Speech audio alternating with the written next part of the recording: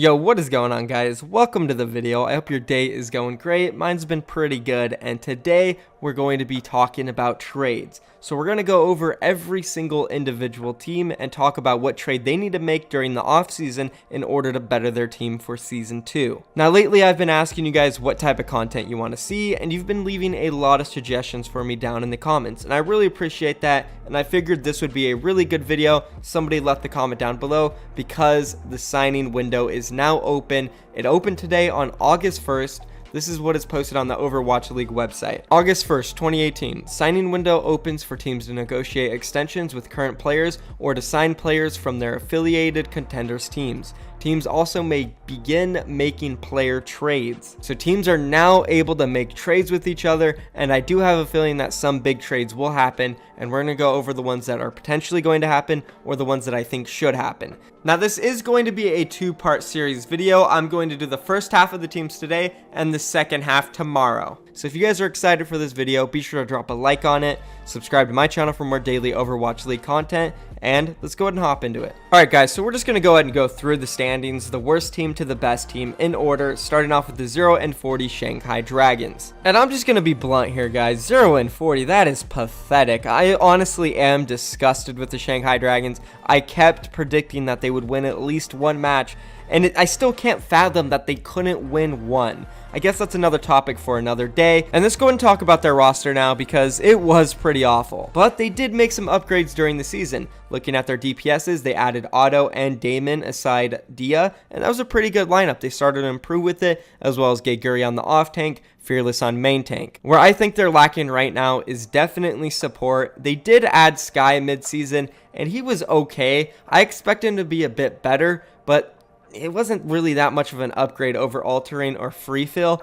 and I do feel like they need to upgrade this even more. Probably just get rid of all three players, or keep Sky, and maybe if you add two other guys, maybe they can help him improve, or, you know, maybe he just needs a better support to work with. So the Shanghai Dragons, they need to look to trade for a support player. So right now, it's pretty hard to say who the Shanghai Dragons should trade for, so we're going to go ahead and continue this list, and as time goes on, I will connect the best trades possible. So let's go ahead and move on to the second team. We have the Florida Mayhem. And the Florida Mayhem actually have a lot in common with the Shanghai Dragons. They came into the regular season very weak, and as time went on, they did make some upgrades. Their DPS lineup is pretty good now. They added Say a player with him alongside Tavik and Logic, so they can really get damage done. And just like Geguri on the Shanghai Dragons, they picked up Zappies, another off-tank. But to be fair to Manitin, he's actually really good. I would rate him one of the better off-tanks in the league, and I definitely think he deserves more credit than he gets. Then they did the same thing for main tank. They brought Awesome Guy in.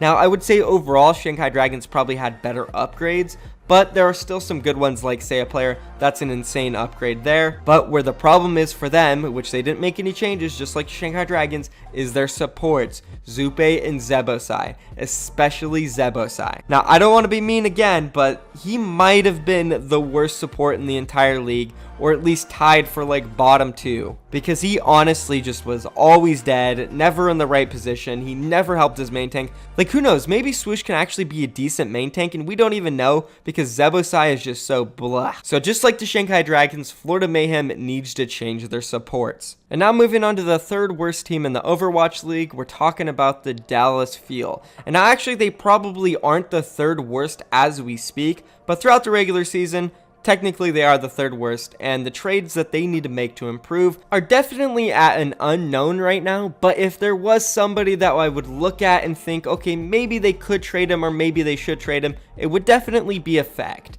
And it has nothing to do with his play. I'm sure you guys already know. It's because of his attitude and just all the ups and downs he's had. Well, pretty much all the downs he's had throughout Season 1.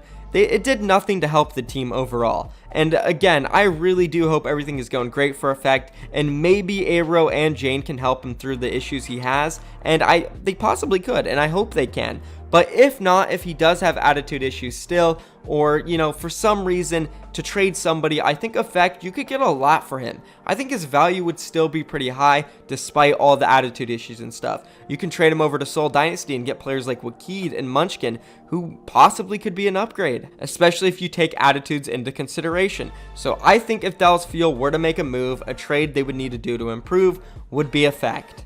Let me know what you guys think down below about that one. I have a feeling it's going to be a little bit controversy, but let's go ahead and move on.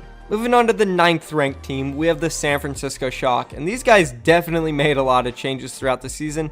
Well, I guess they did, but it seems like they made a little bit more because Super came of age, Sinatra came of age, and there was just so many different forms of the San Francisco Shock throughout the season.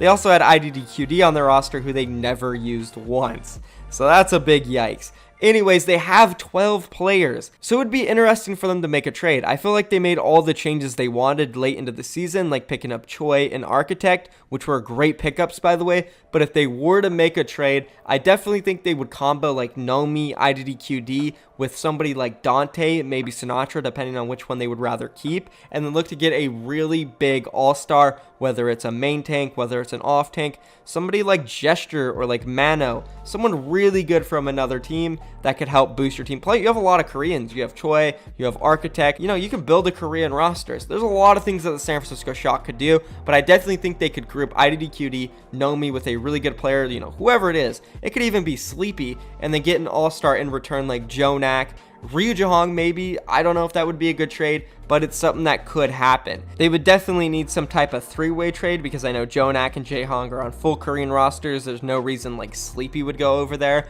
unless they wanted to give up Architect or something for him.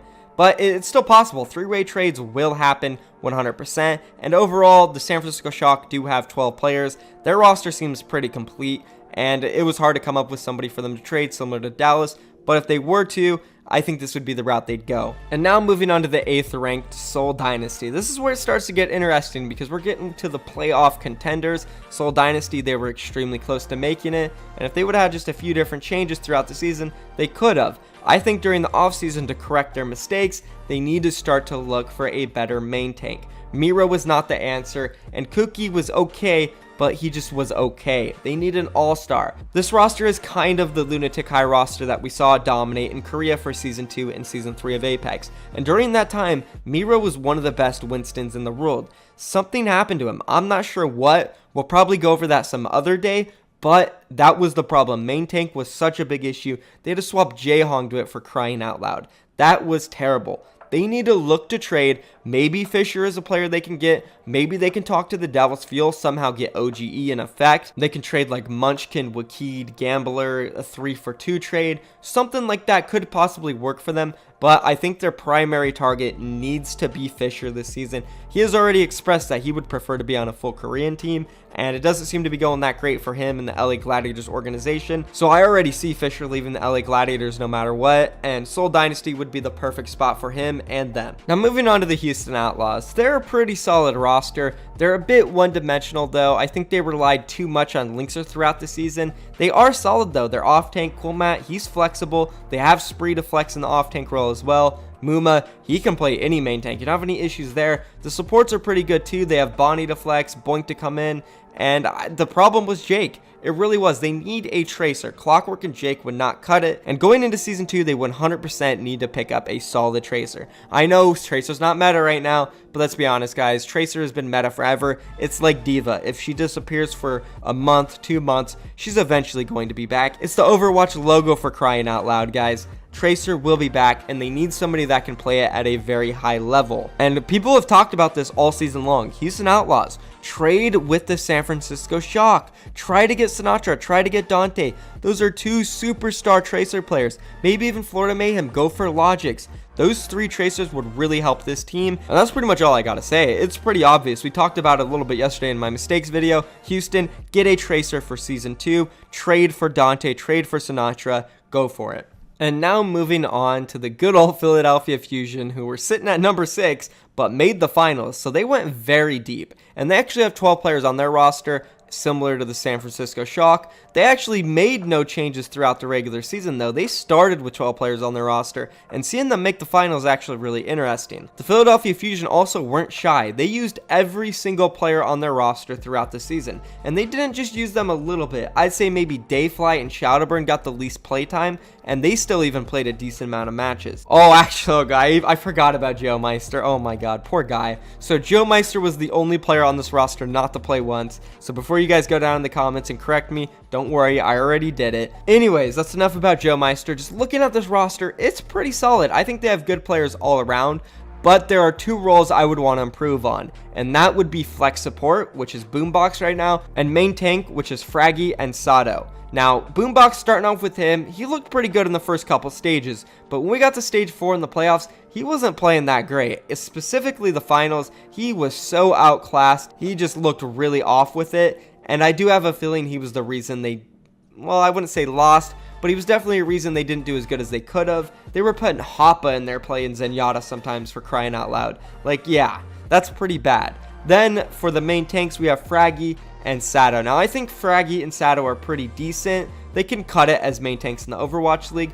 But if you were to trade like Boombox, Fraggy, and Sato, you could get a really good main tank or a really good flex support in return. Also, you have Shadowburn sitting off on the side. One of the best Genjis in the world and one of the best Pharaohs in the world, and he proved it in the Overwatch League. They're sitting on top of a gold mine right now. They can literally trade him for a superstar in any role. And it's just not Shadowburn sitting on the roster. They also have Snillo, who didn't really play much since stage 3, and he's a beast as well. He proved on Tracer, he is a hard carry. He had one of the best stats in all of the league when he was playing. So honestly, like, Philly, they could go out and get anybody they wanted. All they'd have to do is put up a few players, but I think they would be in competition with Seoul Dynasty to pick up Fisher this season, though. I'd go to the LA Gladiators. I'd say, hey, we got Fraggy here. He's played in the past with a couple of your players. They were really good together. You guys might want him. We'll give you him for Fisher. And if you don't want that, we'll toss in Shadowburn or Snillo, whoever you want. Just give us Fisher. And immediately, Philadelphia Fusion improves like tenfold. I know Fisher said he only wanted to be on a Korean team,